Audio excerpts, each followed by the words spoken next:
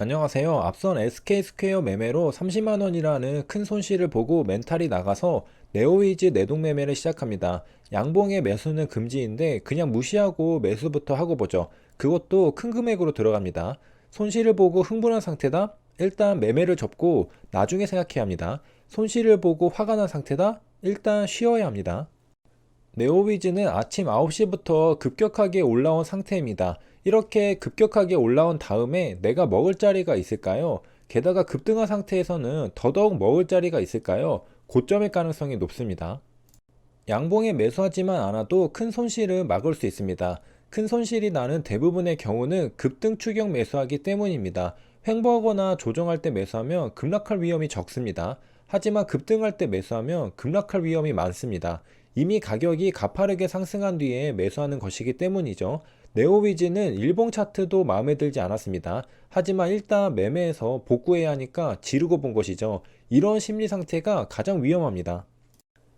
주식 단타 매매는 가장 확률이 높은 자리를 찾아야 하는 게임입니다. 과연 내가 매수한 자리가 가장 확률이 높은 자리일까? 매수할 때마다 나 자신한테 되물어 봐야 합니다. 내가 매수할 이 종목이 과연 오늘의 주도주일까? 그리고 이 자리가 최적의 매수 자리일까? 아니라면 매수하면 안 됩니다. 주식 투자는 돈이 걸린 게임이기 때문에 완벽하지 않으면 큰 고통을 수반하게 됩니다. 하나라도 부족한 요소가 있다면 매매해선 안 됩니다. 그런 관점에서 네오위즈는 매수 자리가 좋지 않았습니다. 양봉에 매수했기 때문이죠. 이미 상승한 종목에서 뭘 먹을 게 더 있다고 들어가나요? 이미 매수한 투자자들은 매도하기 바쁜 자리입니다. 매도하는 물량을 받아줄 이유는 없습니다. 하지만 저는 받아주었죠. 그것도 위로 매수하면서 매도 물량을 받아주었습니다. 바보 중에 바보죠. 이미 충분히 가격이 높은데도 더 높게 사겠다고 한 사람이기 때문이죠. 양봉에 추격 매수할 때면 이런 상상을 해봐야 합니다. 이미 비싼데도 더 비싸게 매수하는 내가 잘하는 것일까? 과일 시장에서 사과가 매일 10,000원의 시장 가격을 형성하다가 갑자기 20,000원이 되면 상승 초기라고 생각하고 매수할 수 있을 겁니다.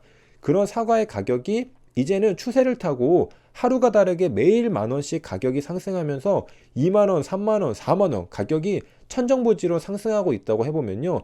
내가 그런 찰나의 순간에 50,000원을 부르고 매수하는 게 잘하는 건지 생각해 봐야 합니다. 가격이 미친 듯이 오른다고 덥석 물면 고점의 물량을 떠안게 되는 것입니다. 누군가는 그런 사람의 심리를 노리고 가격을 급등시키는 겁니다. 마지막에 낚인 순진한 사람들만 손해를 보고 깡통을 차게 되는 것이죠. 가격이 상승한다고 들떠서는 안 됩니다. 가격이 상승하면 오히려 의심해야 하죠. 왜 상승할까?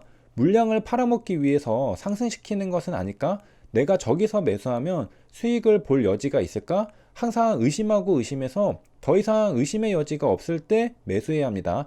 가격이 가파르게 상승하면 오히려 화면을 돌리고 다른 종목을 봐야 합니다. 가파르게 급등하는 종목은 지켜볼 이유가 없습니다. 왜냐하면 매매할 게 아니기 때문이죠. 오히려 시간이 지나고 주가가 다시 내려올 때 눌림에서 매수해 볼지 고민해 볼 수는 있을 겁니다. 그러니까 만약 어떤 종목이 가파르게 급등하고 있다면 관심 종목에만 넣어두고 화면을 돌려 다른 종목을 관찰합니다. 횡보하면서 조정을 거치고 있는 종목을 지켜봐야 합니다. 급등하는 건 지켜볼 이유가 없죠. 급등하는 걸 지켜볼 때는 단 하나, 내가 물량을 들고 있으면서 매도할 때입니다. 네오위즈는 고점의 추격 매수가 되어버렸고 윗골이 달리고 음봉으로 하락하고 있습니다. 아까 강력했던 매수세는 실종되어 버렸고 이제는 버려진 주식처럼 거래가 되고 있습니다. 이러면 더 이상 버티지 못하고 최저점 손절하게 됩니다. 왜냐하면 이미 손실률이 크기 때문에 심리적으로 위축되고 순간적으로 투매가 나오면 손절할 수밖에 없습니다. 고점에 매수하고 물린 상태에서 투매가 나올 때 손절하는 건 불가항력입니다. 당할 수밖에 없습니다. 공포가 뇌를 지배하면서 빨리 매도해야 한다고 소리치기 때문입니다. 내가 얼마를 들고 있는 게 중요한 게 아닙니다. 얼마를 들고 있든 매번 패닉셀 하는 순간은 똑같습니다. 그리고 패닉셀의 특징은 기가 막히게 내 본전 위까지 반등해 준다는 겁니다. 고점 매수, 저점 매도에서 멈추는 게 아니라 다시 반등해 주는 것까지 완벽합니다. 고통은 2배가 되는 것이죠. 어떻게 이런 지경까지 왔을까요? 그건 첫 매수부터 잘못되었기 때문입니다. 양봉에 매수하지만 않았다면 고점에 물리는 일도 없었고 최저점에서 투매에 놀라 손절하는 일도 없었을 겁니다. 그러므로 가장 중요한 건 양봉에 매수하지 않는 원칙입니다. 양봉에 매수하지만 하지만 않으면 그 뒤에 일어나는 일련의 슬픈 사건은 벌어지지 않습니다. 11월에는 네오위즈의 MMORPG 엘리온이 일본에 출시되었다고 합니다. RPG는 롤플레잉 게임의 줄임말입니다. 직역하면 역할 수행 게임이죠. 게임에 접속하여 캐릭터를 생성하면 직업이 있죠. 직업마다 역할이 다릅니다. 전사, 마법사 등등 각각의 역할이 있습니다. 이런 캐릭터를 키워나가는 걸 RPG라고 합니다. 그런데 나 혼자 하면 재미없죠. 현대에는 인터넷이라는 혁신적인 기술이 탄생한 시대입니다. 온라인으로 우리 모두가 만날 수 있습니다. 혼자 CD게임을 하는 게 아니라 온라인으로 모두가 접속하여 치고받고 협력하는 게임을 할 수 있는 겁니다. 그걸 MMORPG라고 합니다. MMO는 Massively Multiplayer Online의 줄임말입니다. 그러니까 MMORPG는 한국어로 대규모 다중 사용자 온라인 역할 수행 게임입니다.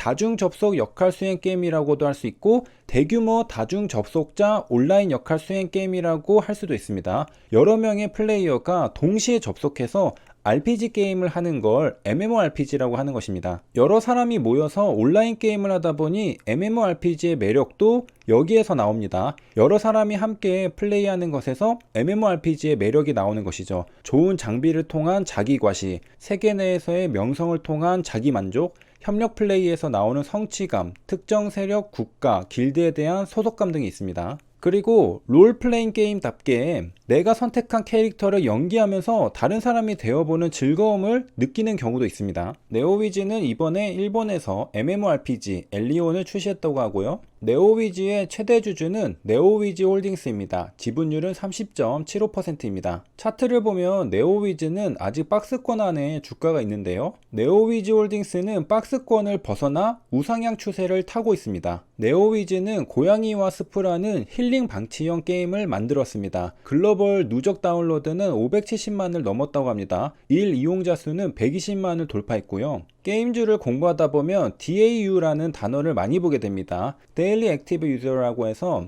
일일 게임 이용자 수를 말합니다. DAU는 하루 동안 해당 게임에 접속해 플레이한 순 이용자 수를 나타내는 지표로 DAU가 120만 명이라는 말은 고양이와 스프를 즐기는 글로벌 이용자가 1일 120만 명 이상으로 집계되었다는 뜻입니다. 네오위즈 홀딩스는 10월 5일 화요일에 장대 양봉으로 반등하기 시작하더니 상승 추세를 탔습니다. 이틀 뒤 카카오 게임즈는 10월 7일 목요일에 장대 양봉으로 반등하기 시작하더니 상승 추세를 탔습니다. 다음 달 크래프톤은 11월 9일 화요일에 장대 양봉으로 반등하기 시작하더니 전고점을 돌파했습니다. 아직 상승 추세라고 말할 수는 없겠습니다. 엄청난 상승을 보여준 위메이드는 과연 어떨까? 훨씬 이전부터 추세가 시작되었습니다. 8월 11일 수요일 장대 양봉으로 반등하기 시작하더니 상승 추세를 현재까지 타고 있습니다. 이렇듯 게임주는 각기 다른 날에 상승 추세를 타기 시작했습니다. 하지만 공통적으로 현재 시장에서 핫한 테마라는 건 추세를 통해 알 수 있죠.